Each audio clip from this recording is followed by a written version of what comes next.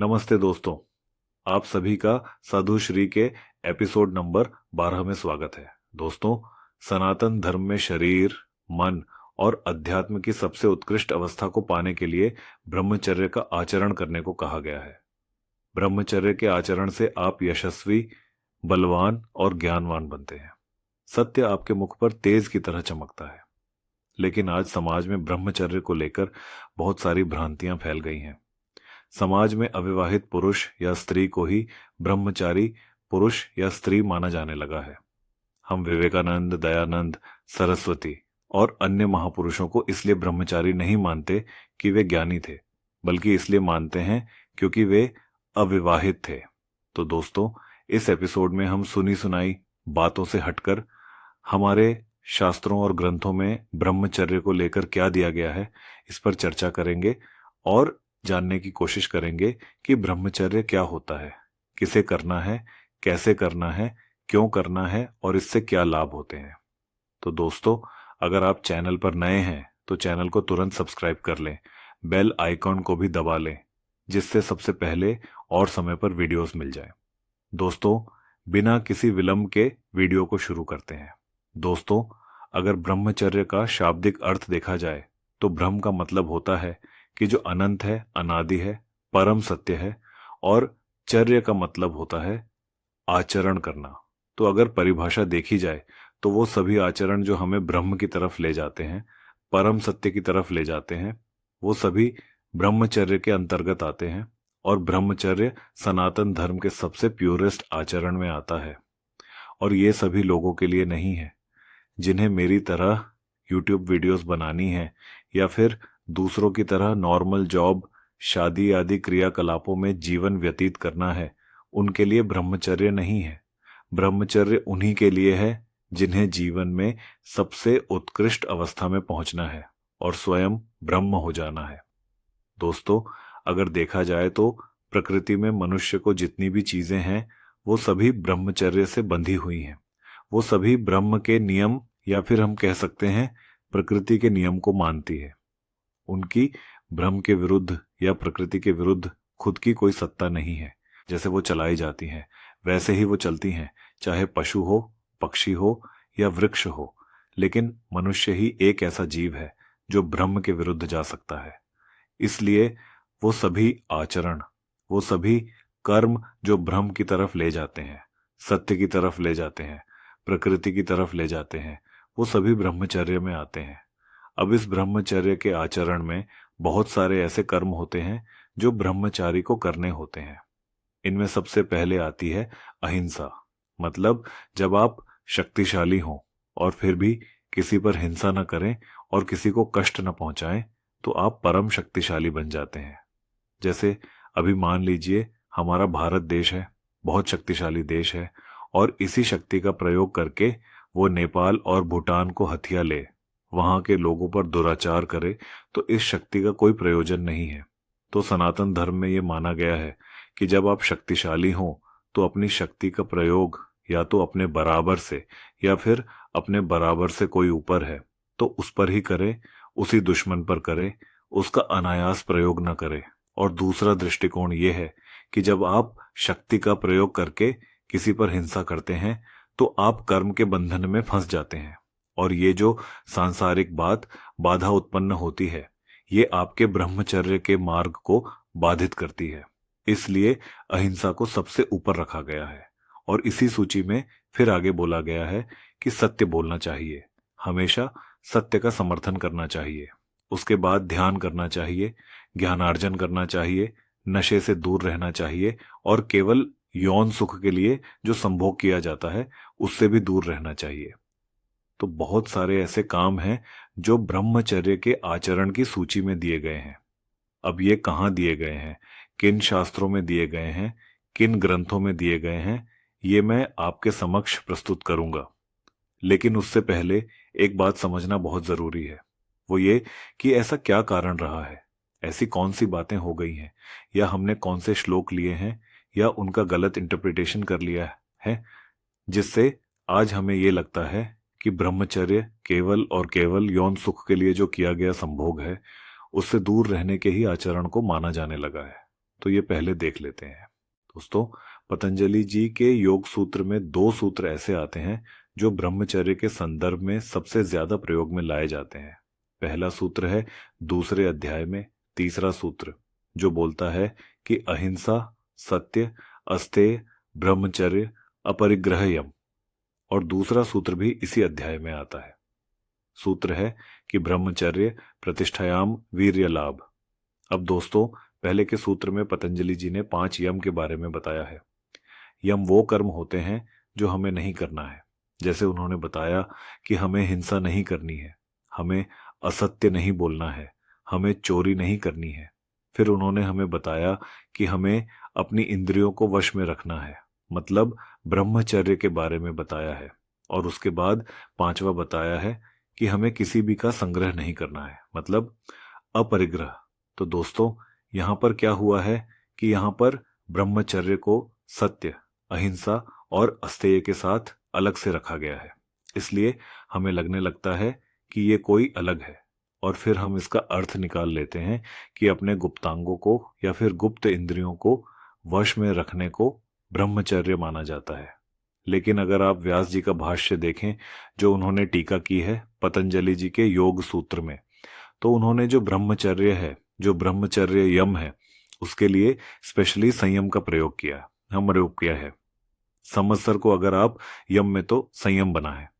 और इसका अर्थ ये होता है कि वो सभी आचरण या ऐसे कर्म जिनको करने पर आपकी सारी की सारी इंद्रियां एक साथ उत्तेजित हो जाती हैं, आवेगित हो जाती हैं और आपके कंट्रोल से बाहर चली जाती है, तो उनको कंट्रोल में रखना है, उनको वश में रखना है, और उसको ब्रह्मचर्य बोला गया है।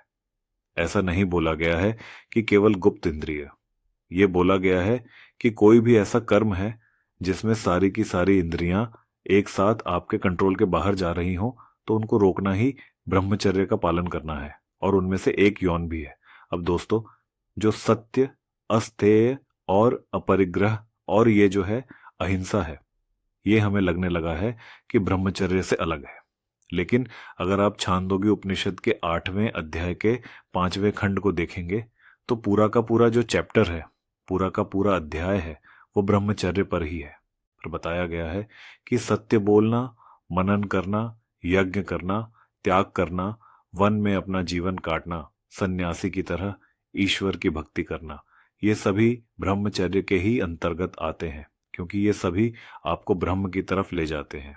और पूरे अध्याय में मैंने है, वहां पर यौन सुख की बात नहीं की गई है। बात यह की गई है कि जो इंद्रियों के बाहरी सुख हैं, जो बाहरी विषय हैं, उनसे दूर रहना चाहिए, चाहे वो किसी भी प्रकार के हों।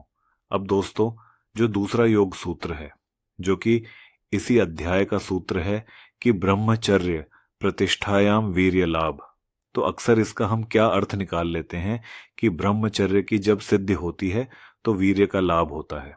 और फिर फर्दर जब इसको हम एक्सप्लेन करते हैं या भावार्थ निकालते हैं, तो इसका मतलब हम ये निकाल लेते हैं कि अगर हम यौन कणा करेंगे ही नहीं, तो फिर हमें वीर का नाश नहीं करना, और फिर उस वीर संच ऐसी हमें लाभ मिलता है। लेकिन अगर आप भाष्य देखें जो व्यास जी ने किया है पतंजलि जी के इस योग सूत्र का, तो वहां आरोप उन्होंने बताया है कि ये वीर का मतलब नर के सीमन ऐसी नहीं है। यहां आरोप वीर का मतलब पराक्रम ऐसी है। मतलब जब आप ब्रह्मचर्य की सिद्धि करते हैं, आपके अंदर प्रतिष्ठित हो जाता है, तो आप बलवान हो जाते हैं, शक्तिशाली हो जाते हैं। यहां आरोप वीर का मतलब शक्ति ऐसी है, न कि वीर संचन ऐसी है। और अगर हम यहाँ मान भी लें कि यहाँ पर जो बात हो रही है वो वीर संचन और उससे उत्पन्न बल की हो रही है, तो अथर्ववेद के 11वें कांड के 5वें सूक्त में, जो कि पूरा का पूरा सूक्त ब्रह्मचर्य पर दिया गया है, वहां पर एक मंत्र आता है कि ब्रह्मचर्य कन्या युवान विंदते पतिम, जिसका अर्थ होता है कि कन्या ब्रह्मचर्य से परिपूर्ण विदुषी और युवती होकर एक पूर्ण ब्रह्मचारी विद्वान से विवाह करे।